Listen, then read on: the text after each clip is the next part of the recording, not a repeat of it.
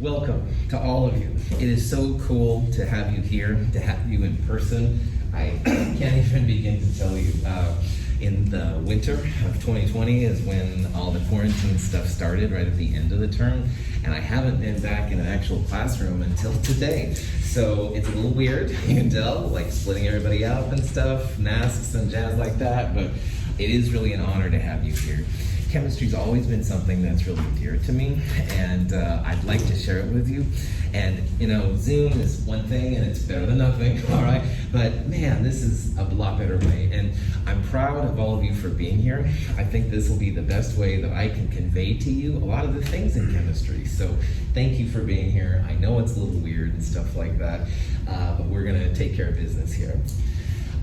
I want to talk just a little bit about how the class is formatted. We're going to do more of this Wednesday morning.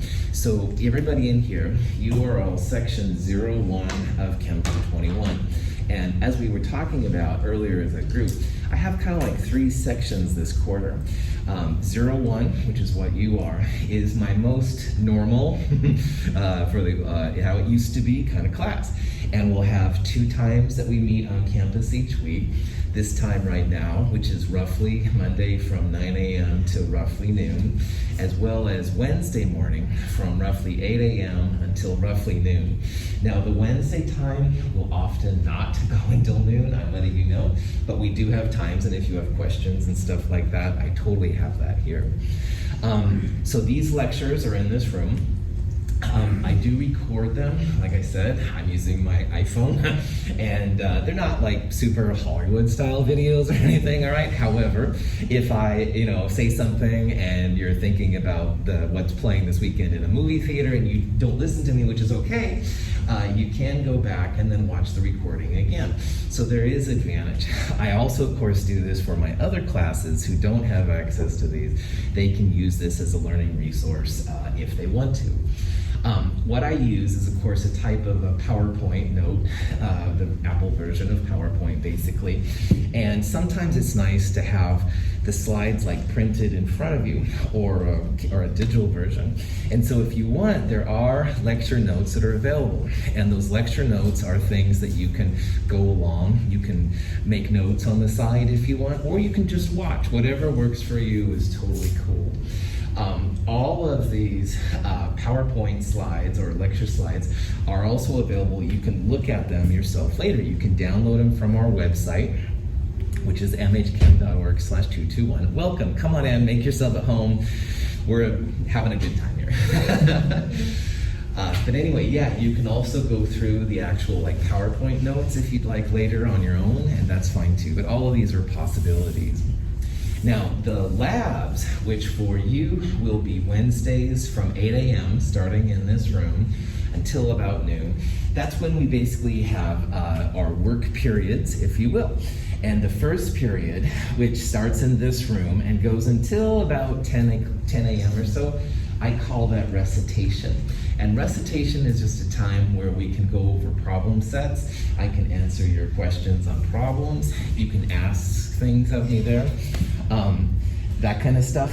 And then about 10 o'clock or so, we'll go to a different classroom, which is 2507. And this is a true lab room, all right?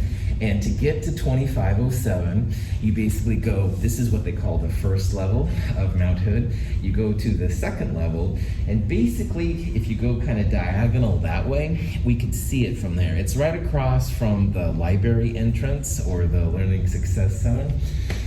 If you go to the F parking lot, it's very close to there. It's 2507. But anyway, in this time, we'll actually do a lab, all right? And just like in this room, all right, we have these lab benches, and normally we would have 2 or even 3 people per side, but now it's just 1 person per side. And if you're diagonal, it's the 6 feet thing and stuff like that, so we should be all right. We will have a lab this Wednesday. It's a fun lab. It's called the 8 Bottles Lab. It's pretty chill. For Wednesday, if you can bring both your calculator and a printed copy of the 8 Bottles Lab. You will be good to go, all right? We're gonna do a little bit of calculator stuff during recitation. I wanna make sure you all have all the tools you need to succeed. For some of you, it's gonna be really boring, all right? But as the instructor, I've seen some things that I'd like to share with you just to make sure we're all ready to roll and stuff with the material coming up. And the 8 Bottles Lab, if you have a printed copy, then you'll be able to turn it in to me the following Wednesday, all right, and you'll be ready to go. If you don't have a printed copy, you can make some notes on a piece of paper and transfer it later. Some labs will require some safety goggles or safety glasses, and you can go to Amazon and you can buy really nice chemistry safety goggles that'll last you all the way through every lab class you'll ever have. On the other hand, if you want to go to just like the dollar store, they have like a pair of safety glasses. They're like $1, okay? And honestly, those will work really well for all of my classes. In future classes of chemistry, they may or may not work, but in my classes, they will. So sometime before, I think our first lab is gonna be the 4th week when we need them. Make sure you have some of those and stuff going on. Now, COVID, wonderful. Anyway, COVID has of course created some changes, and you're all doing an awesome job. All right, woohoo! You're splitting up and not sitting where you're supposed to be and all that stuff, which is cool. I want you all to feel safe, and I want you to feel comfortable in the class. Officially, for Mount Hood, you're supposed to wear a mask and stuff like that. Once in a while, you take it off. Ooh, there's my face, and you know, I mean, it's okay. All right. Thing always gets back on. Anyway, Prof hat back on. I say Prof hat back on, by the way, when I say something really stupid. All right, Prof hat really back on. Anyway, for COVID, you're supposed to wear a mask, you know, all the time if you can. There is also a questionnaire they would like you to fill out before you come to campus. There is supposed to be an email that goes out every morning at 4 a.m. And some of you got it already, which is cool. It's not too hard to fill out. It shows you don't have any symptoms, blah, blah, blah. If you didn't get the email, you can do it manually, mhcc.edu/COVID. Now, I'd like you to do it, but I'm not gonna be like the policeman, all right, and like look over your shoulder and make sure you've done it. But it does hopefully keep us all safe and stuff like that. We will talk about all of this more on Wednesday. On Wednesday, we'll talk more about how the class works and stuff like that. Does anybody have any questions on any of this jazz? Cool. You can email me anytime, all right? Email is definitely the best way to get a hold of me, mike.russell@mhcc.edu. We do have a Discord server though, absolutely, and I do monitor that, so you can leave questions there and do it. Discord is a really cool kind of platform for having a discussion. And not only then can we leave notes about how the class works, but we can have office hours and stuff like that. It's just like Zoom. I think it's better than Zoom, but I'm a little biased, so anyway. The website for this class is mhchem.org/221. It is not part of Blackboard or the My MHCC portal, although you can go through there from there. This is something that's available for you to use if you'd like to, all right? The videos that I will record and upload, links to them will be found there as well as on Discord. There will be answers to quizzes. You'll be able, as we'll see on Wednesday, to get your quizzes and stuff from the website. So it can be really helpful. But again, you just literally put this into your browser, Safari or Chrome or Firefox, whatever you use, and you should be good to go. While I'm lecturing, if you have questions at any time, let me know. Raising your hand is better. Sometimes I don't see the visual cues as well, since we all have these Batman masks on. But anyway, but you're welcome to ask questions at any time. Any questions, this kind of stuff? Well, please know how excited I am to have you here. Very, very cool. So, all right, so what we'll do then is we'll start talking about chapter 1, the introduction stuff. The chapters go with our free textbook, which you can download and look at. Yes, you can buy a printed copy on Amazon. I think it's about $50. I don't normally recommend it, but on the other hand, if you really like the printed book, that's totally cool to do too. Let's do it. What is chemistry? describe chemistry. What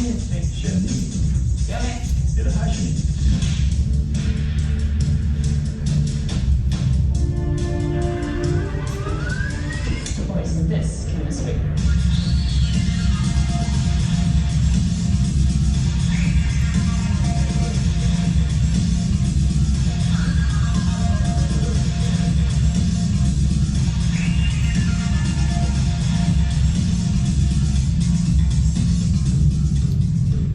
This is a promo from, they had the International Year of Chemistry here recently, and it was a video someone made, and it's kind of cool and jazzy, hopefully, whoa, kind of gives you a shock a little bit, all right? But everything in that video was chemistry.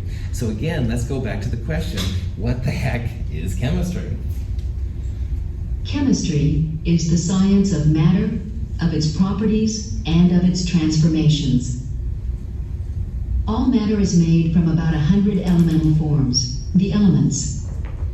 Intrinsic to matter is energy. The waves of the ocean are energy made manifest and obvious. But energy permeates even the most subtle interactions of matter and is fundamental to chemistry. I think when I ask people generally what chemistry is, they think about atoms, all right, and they think about formulas and stuff like that, which is very important. And that's the matter aspect of chemistry, all right? Chemistry is definitely about matter and how, what happens. But it's about more than just matter, it's also about energy. Because without energy, the matter just sits there and is really boring, honestly. So when I think of chemistry, I always say chemistry is about the study of matter and energy. And you kind of need both. Energy without matter, usually kind of slow unless you're getting even a sunburn. Anyway, let me just shut up and go on from there. But it's matter and energy. It's not just matter, which is what people usually think about. Now, the name chemistry itself is actually pretty interesting. It originates from, I think it's chemia, I'm not sure, but that's an ancient Egyptian process of how they took the dead and they embalmed them for burying and, all that kind of stuff, the pyramids and stuff like that. Now, chemistry went through several changes, and then it was applied to metallurgy, so using metals are really important. And eventually then it became chemistry. But the interesting thing about chemistry is that it did kind of stand out as something from the dead. Woo, from the occult, getting close to Halloween. Anyway, so people sometimes, I think, freak out about chemistry because of these quasi-occult things, but it's really just about taking care of dead people, moving metals. So chemistry is kind of a unique field and stuff for the different ways that things have happened. Matter is made of atoms. When two atoms of the element hydrogen are bound to a single atom of the element oxygen, they form a molecule of water. Atoms and molecules are amazingly small. Because atoms and molecules are, in a practical sense, impossible to see individually, scientists often depend on models when working with and discussing them. A single drop of water contains more than 2.5 billion trillion water molecules. This last part was really interesting because the size of chemistry is really a trip. Now, the sink is supposedly broken. Whoops. Oh, darn it. Let's pretend for a second there that I put a teaspoon of water into the sink. And probably it was more, but that's okay. A teaspoon of water has more molecules of water in it than there are teaspoons of water in the Atlantic Ocean. Now, if you've ever seen the Atlantic Ocean, it's big, right? Can't see England or France or anything like that, man. It's pretty big, just like the Pacific, all right? And there's a lot of teaspoons. Like if you went out there with a teaspoon container, it would take a long time. I just put more molecules of water down the drain than there are teaspoons of water in the Atlantic Ocean. So that shows how small these molecules are, all right? Like in biology, you can get away with using microscopes and stuff like that. Not in chemistry. We need like special kinds of microscopes and stuff in order to be able to see the things we'll be talking about. So molecules, atoms, really small, all right? Not just a little small, they're really small. And that'll be something that'll we'll talk about, how to deal with these numbers, which are really small in terms of lengths and volumes and stuff like that. But also because there's so many of them, we're going to be talking about numbers which are really large, all right? Like big, big billions and billions, whatever she said in this video right there.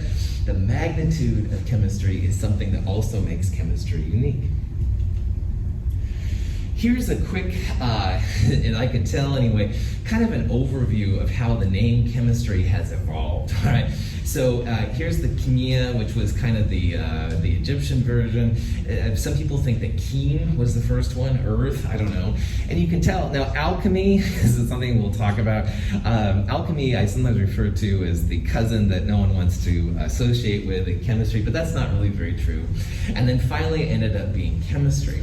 So chemistry itself has gone through several transformations in time. It hasn't always been just chemistry and stuff like that.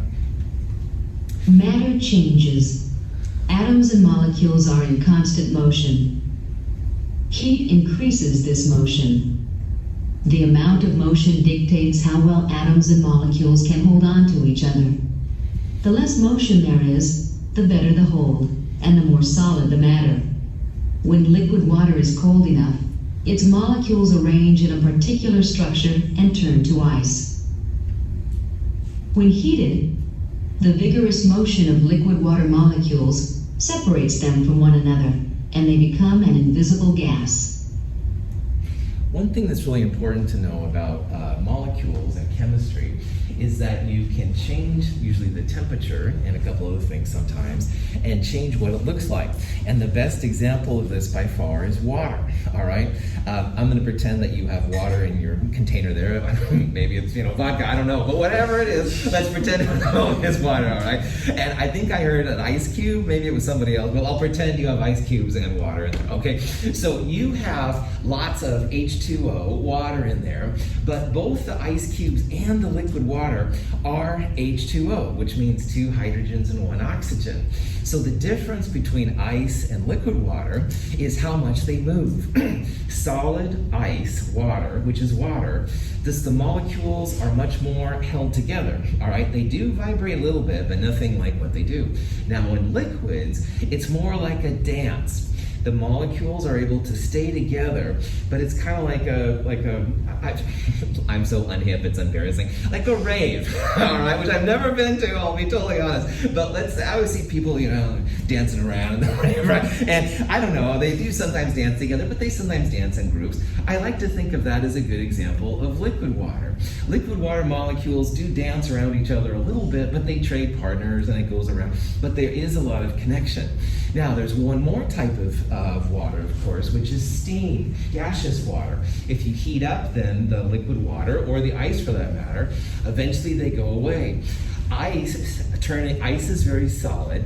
Liquid water is like a dance. Gaseous water, everybody goes their own way. Rave is over, police have busted us, whatever. All right, everybody disperse. This stupid examples, I'm so sorry. Not really sorry, but I am sorry. Hey, let's drop that back on. All of the gas molecules kind of go their own way. There's no more connection with them. But the important thing is that all of those are H2O. They're all just water in different phases. So chemists are all over, all right, how water changes. Not just water, but everything, all right? All molecules around us and stuff have this. You can do the same thing with table salt. It takes a lot more energy, but you can turn solid, which is like ice, table salt into a liquid form. It's kind of cool. I've seen it. It flows. You can also turn it into a gas phase, sodium chloride, and I haven't seen that because it's pretty high energy, but it is something that can be done. So the transformations of matter are really important, and that's a big part of chemistry. And that's where both the matter and the energy come together, and you need them both to kind of take care of business. Matter interacts with other matter and is transformed. Life is perhaps the most complex expression of chemical interaction. Living things transform matter to further their own being. They are transformations of matter. Life radically changed the chemistry of Earth and its atmosphere. 70% of the oxygen in the air is produced by microscopic plants in the oceans, and the rest comes from land plants. Complete understanding of the chemistry of even the simplest forms of life is beyond our present comprehension. Now, the water we were talking about, the liquid water, all right, really important. We all need to drink it and stuff like that. So go. All right, this is actually how matter interacts. Our bodies need the water to lubricate and all that kind of jazz get through. And the interactions of matter are really important. And that's really where chemistry comes from. Like, why did this happen? How can we prevent it or make it happen more? And matter interacting with each other is a really important part of chemistry as well. Now, life, of course, is the ultimate, in some ways, chemical reaction. But as they said there at the end, man, even the simplest interactions in life sometimes are very sophisticated, and some of them are beyond our comprehension. Now, scientists are always trying to unravel it, and some things have been understood more than others, but there's a lot more work to be done. In this class, I will get to the place where I'll say, well, this is our current understanding, but there could be a better explanation out there.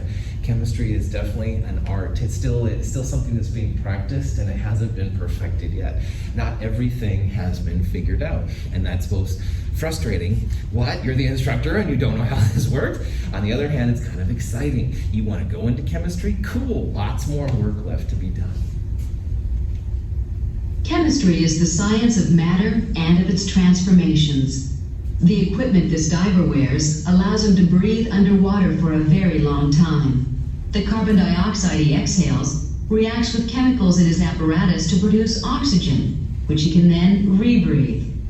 This diver can explore the sea with greater freedom because chemists have helped develop every piece of equipment he uses. Chemists press the frontiers of knowledge in laboratories and offices with test tubes and computers. In the pursuit of the practical, they too are explorers. So obviously things like scuba diving, like going into space and stuff, chemistry is a big part of it, all right? Getting that oxygen across so your body functions, pretty important, all right?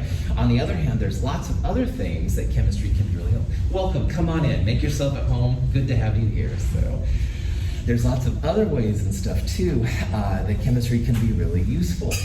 This morning, I needed a little caffeine. Well, I always need caffeine, I'll be honest. But anyway, let me use that as a cheesy example. Caffeine helped me to kind of get motivated to come in here and stuff like that. Of course, if you're hungry, you need food, and there's lots of reasons like that why it's really important. So there's lots of reasons why chemistry is important. Really cool to have you here. Never be afraid to come to this class late. I'm going to be totally honest. I went to the funeral chemistry stuff. I don't know what that was. I was so confused when I was in there. Oh, legit, man. Funeral services uses a lot of chemistry, so that wasn't an unreasonable kind of thing to do. I'm glad you found the right place. It's no problem. I haven't really said anything too important yet. I do record all the videos, so if you don't trust me, and I understand, you can watch it later and stuff and see. I'm really glad to have you here. All right. Cool. Any questions? Any of this stuff so far? We've mostly just been talking about what chemistry is and stuff like that. So. All right. So all of these slides, woohoo, chemistry, so cool. People make molecules for all kinds of reasons. One of them is that a molecule is beautiful. That, for instance, is the case with this fantastic platonic polyhedron, as it's called, of dodecahedron, with 20 carbon atoms in it with 12 faces on pentagons. This was made not too long ago by a friend of mine at Ohio State, Leo Paquette. Now, he made it because it was a goal, a mountain to be climbed. Many people had tried, no one had made it, and it's aesthetically pleasing in its symmetry. You see this gracefully curving triple helix. Now, this structure has not been made. What I see is that it's pretty, it's beautiful. This is Dr. Hoffman. Hoffman was a Nobel Prize winner in chemistry. he used something called the isolobal analogy, which we'll talk about in Chemistry 222, which was truly fantastic. However, after Dr. Hoffman won the Nobel Prize, he began to get a little strange. And me saying strange is very strange unto itself. However, he began to think of himself more as an artist, which is fine, all right? He started talking about beautiful molecules and stuff like that, which I find hilarious. In addition, he started to publish his poetry. Let me rephrase some of his works for you here. There was no question that the reaction worked, but transient colors were seen in the slurry of sodium methoxide and dichloromethane, and we got a whole lot of products for which we can't sort out the kinetics. The next slideshow will show the most important part very rapidly within 2 minutes. I forgot to send further warning. We in fact get the ketone. That's horrible. All right, so, do the chemistry, dude, but, the art, I don't know. So I put this up here just to say, chemistry is really cool, really important, but there are limits, so don't think that, I'm gonna, anyway, kind of silly and stuff like that, but do realize that. He also created a play called Oxygen, and Oxygen had a lot of pomp and circumstance before it was released, but it only was a 2 showing in Washington, D.C. or something like that. So anyway, chemistry and art, maybe, maybe not, but the rest of it is pretty cool. Now, in addition to all of these people, I wanted to tell you about a couple of chemists, which you may not have known they were chemists, or maybe you did. First one is Dolph Lundgren, woohoo! And I watch a lot of bad movies, and Dolph Lundgren is in a lot of them. But anyway, he was really cool. He was in The Expendables, and he was the big Russian guy in the Rocky movie and stuff like that. He actually has an MS, a master's in chemistry, all right? He was supposedly in graduate school, and he was approached to be in movies, and he went that way instead of chemistry. Okay, I won't hold it against you, Dolph. Margaret Thatcher, the leader of England for a long time, prime minister, she has a bachelor's, or had, she's passed away now, she had a bachelor's in chemistry, so woohoo. And even good old Pope Francis right now, leader of the Catholic religion, he has a master's in chemistry, so woohoo. Think of the things you can do in chemistry if you're looking for a career. No, I'm just joking. These are kind of the outliners and stuff like that, but anyway, there's lots of things you can do with chemistry besides chemistry. All right. When you talk about chemistry, there are several what they call branches, all right? And these are just different types of chemistry where they kind of focus on other things. And these are not hardcore divisions, but it does kind of do, and we'll talk about some of these. Organic chemistry is the biggest type of chemistry there is. And organic chemistry is basically the study of carbon, nitrogen, and oxygen. On the periodic table, which is in both the left and the right-hand sides of this room, carbon is number 6, nitrogen number 7, oxygen number 8. And those 3 elements with a little hydrogen number 1, maybe a little sulfur, stuff like that, that's mostly what the organic chemists study. And when you look at the whole periodic table, you might think, oh, that's not a lot of elements. Well, those are the elements of life, okay? And there's a ton of things to study with just those couple of elements. So even though organic chemists don't study all the types of the elements on the periodic table, trust me, these elements alone give them enough to study where it's more than that. Here at Mount Hood, we have 6 chemists. And of those, I would argue that 3 of them are, yes, 3 of them are organic chemists, all right? So we have a lot of organic chemists here at Mount Hood, but not me. I, on the other hand, really liked colors. The colors of things, like your shirt, I talked about earlier, man, the color, and even though I like black, I know, but the colors really do mean something to me. And in colors, when it can get colors, most of the time we're gonna see in this class, colors come from metals. And inorganic chemistry, another one of the branches of chemistry, is basically everything more or less non-carbon. So outside of those couple elements we talked about earlier then, all these other elements fall under inorganic chemistry. So inorganic chemistry uses a lot more of the periodic table usually than the organic chemists do. But there's not as many applications there, all right? Like metals are definitely important, semiconductors, et cetera, but man, life is so important to us for obvious reasons. That's why organic is a bigger field. I am considered an inorganic chemist. I studied a lot of chromium, which is a metal, and molybdenum right under it. Myself and one other chemist here at Mount Hood are inorganic chemists. We studied metals more than anything else. And it's not that we never studied carbon things. Just like the organic people use metals once in a while, but more often than not, that's what we study. There's also analytical, physical, and biochemical chemists, all right? Analytical chemists are what you see when you watch like CSI and the shows on forensics and stuff on TV shows. So if you like watching true crime things and investigative discovery, and I'm right there with you. But anyway, those chemists that are on there are really analytical chemists. They want to know how much of things are there and also what kind of things are there. So when they find fingerprints or DNA and stuff like that, most of those people are analytical chemists, and that's a really cool field. There's also physical chemistry. Physical chemistry is probably the smallest of the chemistry branches. This is where physics and chemistry, and sometimes engineering, come together. Physical chemistry is really cool. It basically takes all of the physics, all of the chemistry, and some math, puts it together, and you can do some really cool things. Biochemistry, or biochemical chemistry, which is what it's vaguely called, is the chemistry of life. It's where organic chemistry and biology come together. And that's become a really big part of chemistry. And the sixth chemist here at Mount Hood is a biochemist. That's what she does study. So biochemistry is big, as well as organic chemistry. Now, in addition to all of these, there's a whole bunch of other ones out there, all right? And this is just a small slide showing it. There's chemical engineering and the science of nuclear reactions, environmental science, chemical physics, geology, biology. All of these things kind of come together. And it's not that any of these are like hard cut in stone kind of things, but they do all exist and stuff. And chemistry is a great way to get into a lot of these fields. You take this class, it opens up a lot of doorways to you, including the funeral services group, which is probably not up there. And those are really important too, absolutely. So, any questions? This kind of sweet. Now, chemistry, when you start out, is kind of like a language, right? And I've taken a little Spanish and a little German in my past, but I'm not very good at either one of them. But one of the ways that sometimes people start talking about a language is through the letters. All right, you have to know the letters to make the words and the words to make sentences, stuff like that.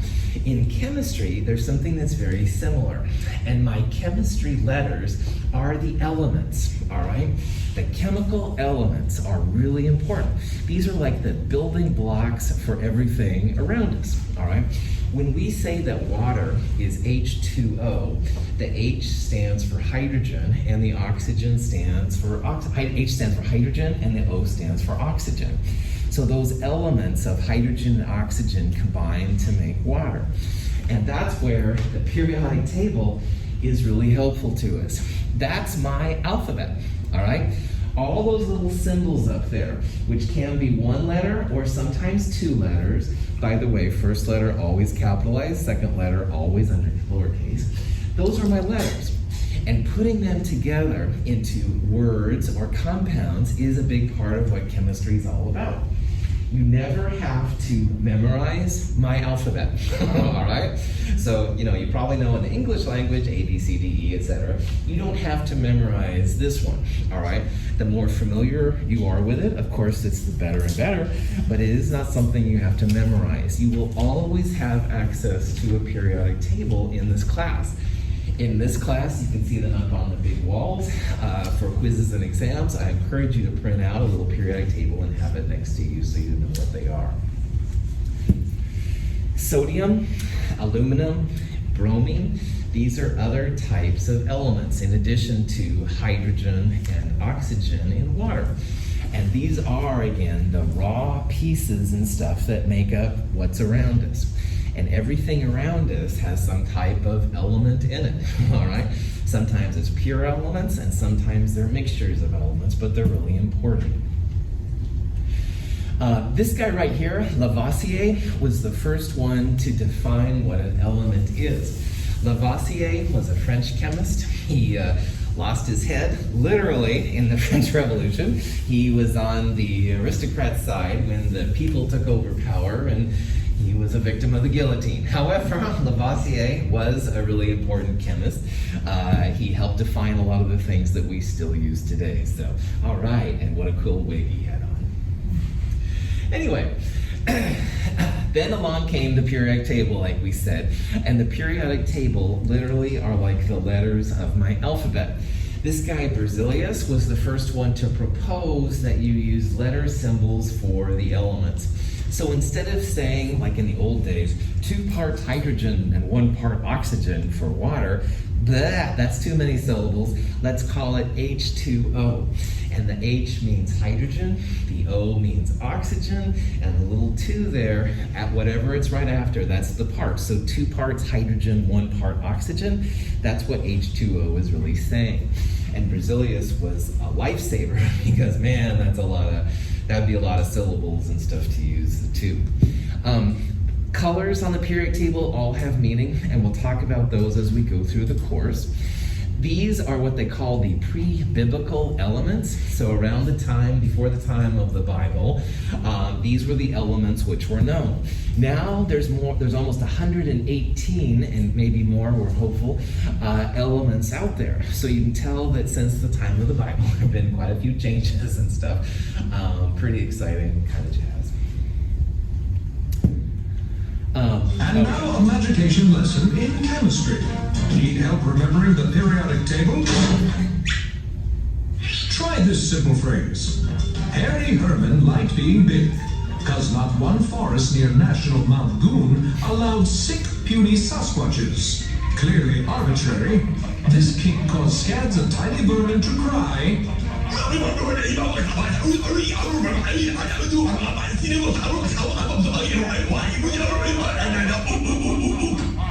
And that's how you remember the periodic table. All right, I put that in there not only because, as I said, I have a bad sense of humor, but because a lot of times in some classes, people will want you to memorize the first 18, 36, whatever elements, and you will not, as I said, have to memorize any elements in my class. There are little expressions like that if you look online for ways to memorize them, but honestly, I don't need you to focus on that. You'll have one in front of you, especially in the way this course is built up. Now, that being said, the more familiar you are, the better, all right? It's nice to know that, well, let me look at the periodic table. C is calcium, or thanks for playing, so I was testing you, making sure you're awake. C is carbon, there we go, my caffeine's wearing out. C is carbon and Ca is calcium, and it's nice to know kind of roughly where they are back and forth, which can be really helpful, but it's not required. There are lists, and I do recommend you have, of all the elements alphabetical, so if you're not familiar with them, you can look at that list and then say, oh yeah, it's number 47. Notice the numbers. In this periodic table, they're blue. They go 1, and then over to 2, 3, 4, over to 5, etc. The numbers do get chronologically bigger, and there's a reason for the gaps, and we're going to talk about all that in this class. But if you have a list like this, and you say, oh yeah, 45 is rhodium, well, follow number 45, and you can see where it is. There's reasons for all this, and we're going to get into it, but not on the first day, you know. So, questions? So good old periodic table, all right? Mendeleev from Russia was the first one to figure out that, there might be some patterns to it. Now initially, he organized the periodic table by mass, how much things weigh, all right? And that's not bad, all right? But the modern version we're gonna see is a little different. This was a version of Mendeleev's original periodic table.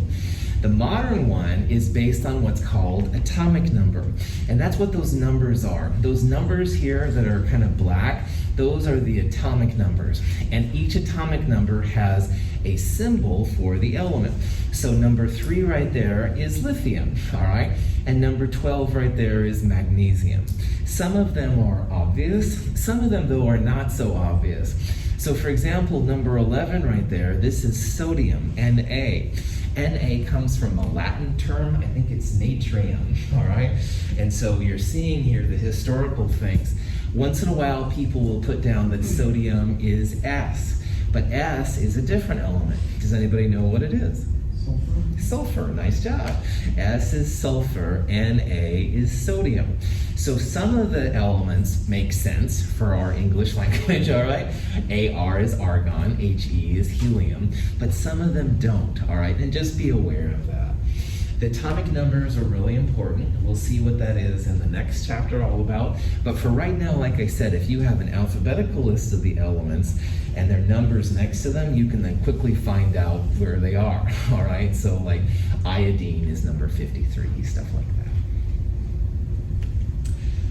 This is a periodic table. And I was so intrigued by this. I don't know what I'd do if I had one in my house. The problem with the periodic table from my perspective though, you can see there's a gap here. So a few years ago, some of these elements weren't found.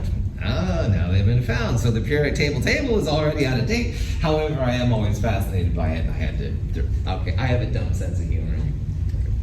If you were to ask me to summarize on one sheet of paper all the potential things that could happen in chemistry, not only in chemistry, but in all fields of science, physical science that is, and maybe in engineering, the one sheet of paper I'd give you would be the periodic table. That's everything we ever will do in science is summarized here.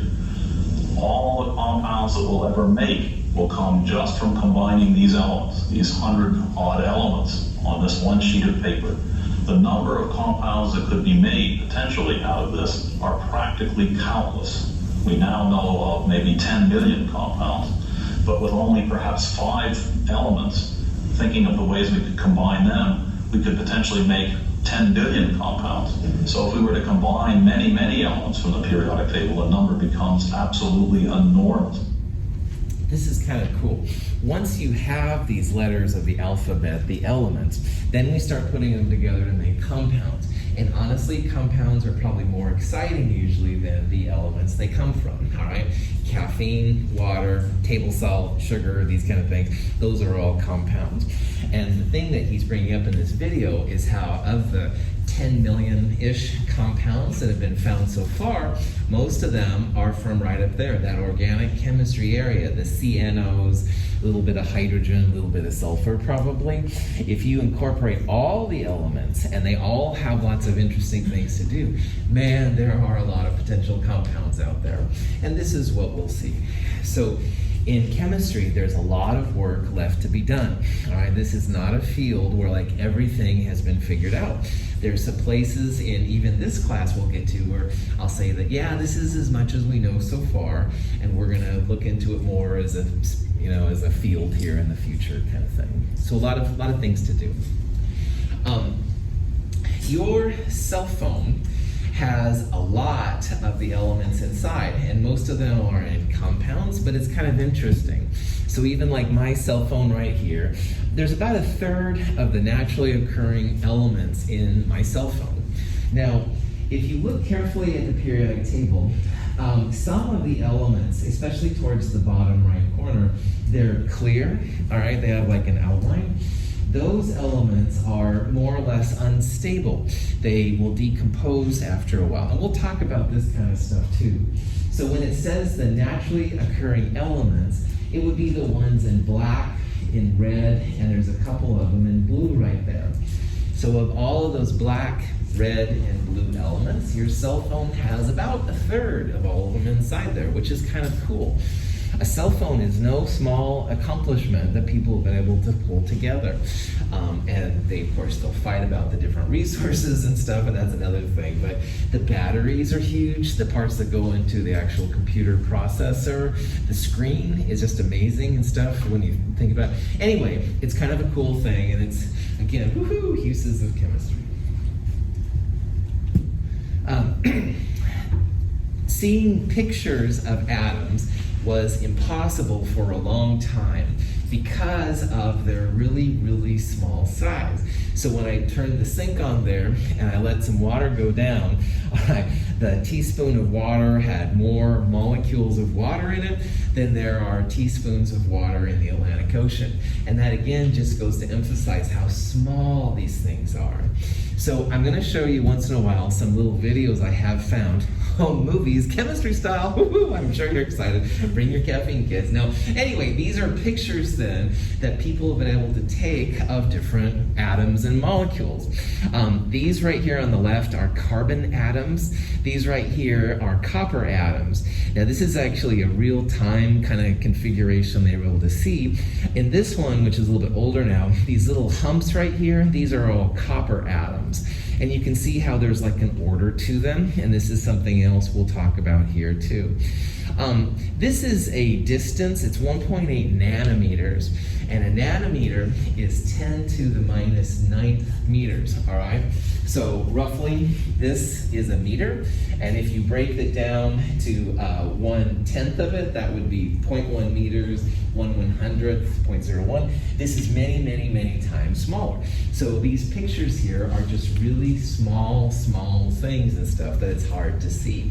But again, as technology advances, we're starting to see more and more, and I'll show you some things here. People that have been able to get down to the atom basically have this for a model, and this is something we'll talk about more in future lectures as well. But they have these individual atoms, and atoms have 3 types of pieces in them, and those pieces are called protons, neutrons, and electrons. Those 3 pieces are more formally called subatomic particles, but for right now, let's just call it pieces. And in the atom, there's even a smaller part in the middle called the nucleus, which is where the protons and neutrons are. And the electrons kind of shimmer and circle around the outside.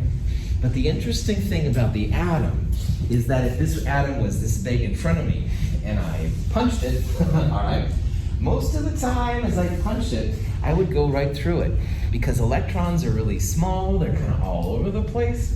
It's only if I quote-unquote punched it in the middle that I would actually feel something. And that nucleus is really, really small. Really, really, really, really small. And we'll talk about this more in the future. Now, sometimes you see pictures, old school, of like an atom like this, and there's like an electron right there. This is an older view of the atom, and we'll talk about why this isn't necessarily so cool anymore, but it is used a lot, and it's not the end of the world. However, a better way of thinking about the atom is like this one right here. Now, when you take those atoms and you put them together, that's when you start getting compounds. And this thing right here, all right, which is kind of hard to see, this is a compound we're actually going to make, knock on wood hopefully, in Chem 223. And in this compound, because I know what this compound is, this kind of silvery atom right here is a nickel atom.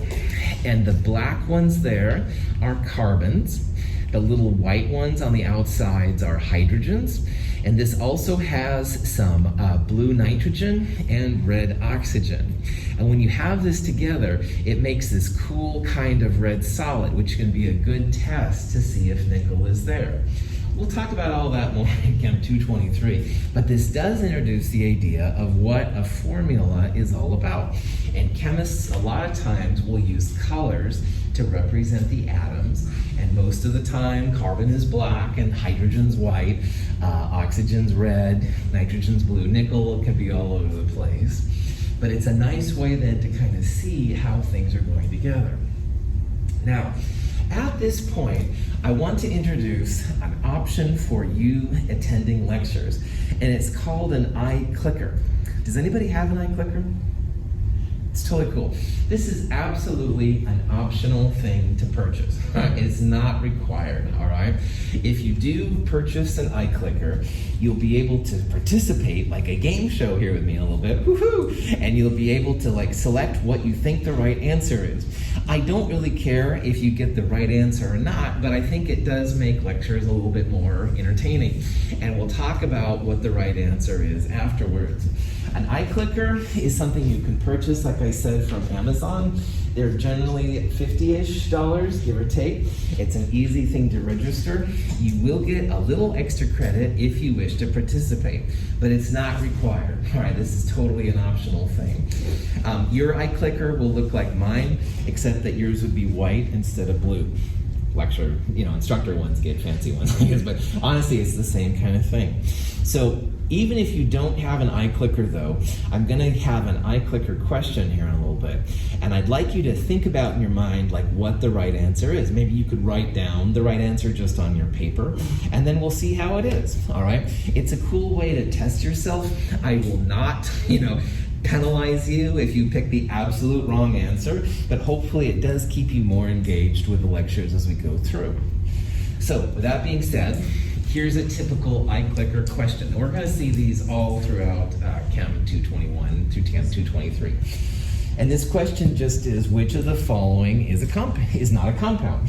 All right, salt, NaCl, water, H2O, potassium, K, table sugar, C12H22O11, drinking alcohol, which is CH3CH2OH. Drinking alcohol is what's in vodka, beer, all that kind of jazz. Which of these do you think would not be a compound? Yeah. Yes, well done. The element by itself is not a compound. You have to have two or more types of elements coming together to make a compound. So in this problem, the answer would be C, potassium, all right?